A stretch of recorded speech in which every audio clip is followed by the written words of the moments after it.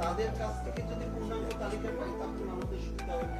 পুরো লিস্টটা আমরা চেক করে দেখতে পাবো যে 2009 থেকে 2024 5 আগস্ট পর্যন্ত যারা গুমের ভিকটিম তাদের মধ্যে কতজন আছে। কারণ ইতিমধ্যে আমরা জেনেছেন যে ভারতের কারাগারে কেউ কেউ ছিল এবং ফেরত এসেছে।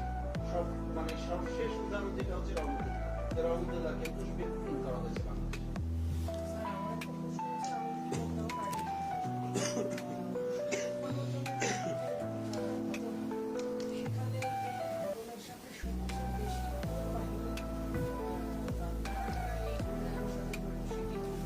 এটা গুমের অ্যালিগেশন সবচেয়ে বেশি র্যাবের বিরুদ্ধে, এবং র্যাবের যিনি মহাপরিচালক বর্তমান মহাপরিচালক কিন্তু একটা পাবলিক স্টেটমেন্ট দিয়েছে যে গুমের সাথে জড়িত ছিল র্যাব, এবং সেখানে আয়নাগর ছিল বা ডিটেনশন সেন্টার্স ছিল, কথা হচ্ছে, এবং উনি ক্ষমাও চেয়েছেন ইন পাবলিক।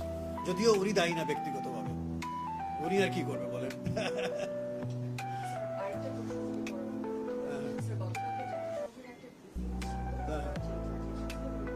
ওয়ার্কিং গ্রুপে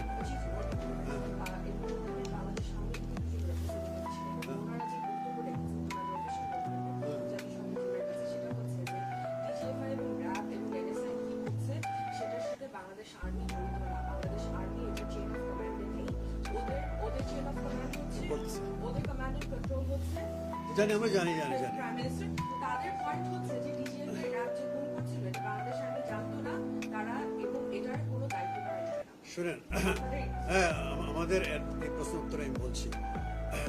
আমি যে ডিজিএফআই হলো আপনার মিনিস্ট্রি অফ ডিফেন্সের আন্ডারে, এটা ঠিক, এবং DGFI is directly accountable to the defence minister.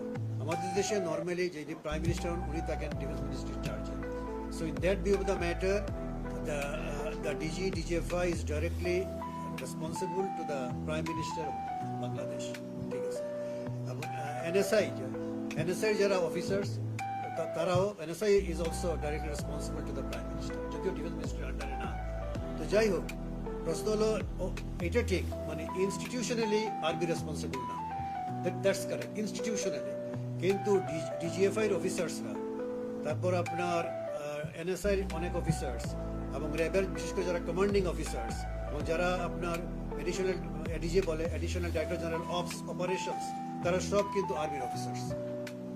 এটা ঠিক আছে, আপনার institutionally the army is not involved, but the officers who have been deputed to the RAB, DGFI and NSI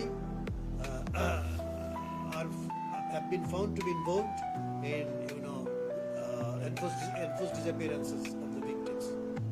সুতরাং ওনারা তো বেসিক্যালি তো আপনার আর্মির অফিসার বা আর্ম ফোর্সেসের অফিসার, আর্মিরও হতে পারে, নেভিরও হতে পারে, এয়ারফোর্সেরও হতে পারে।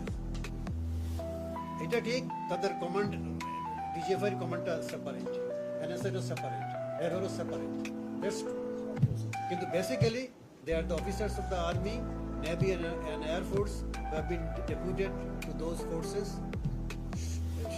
আমরা এটা বলতে পারি this much. তারা জানতো না এটা বলার সুযোগ নেই, কারণ হচ্ছে তাদের সাবেক সেনা প্রধান, আপনারা জানেন, তিনি পাবলিক স্টেটমেন্ট করেছেন যে 2 জন সেনা সদস্য তার কাছে আশ্রয় চেয়েছেন এই ধরনের কর্ম থেকে, তারা যেহেতু এই ধরনের কাজগুলির সাথে যুক্ত হতে চান। এই স্টেটমেন্ট দেওয়ার পরে তারা জানতো না এই কথা বলার সুযোগ নাই, তারা অফিসিয়ালি ইনভলভ ছিল না, বাট তারা জানতো না এটা বলার সুযোগ, মানে as an institution officially involve ছিল, as an institution. Yes. Thank you. Yes, thank you very much for listening to our deliberations and for putting questions to us. We hope we have succeeded in replying to your questions to your satisfaction.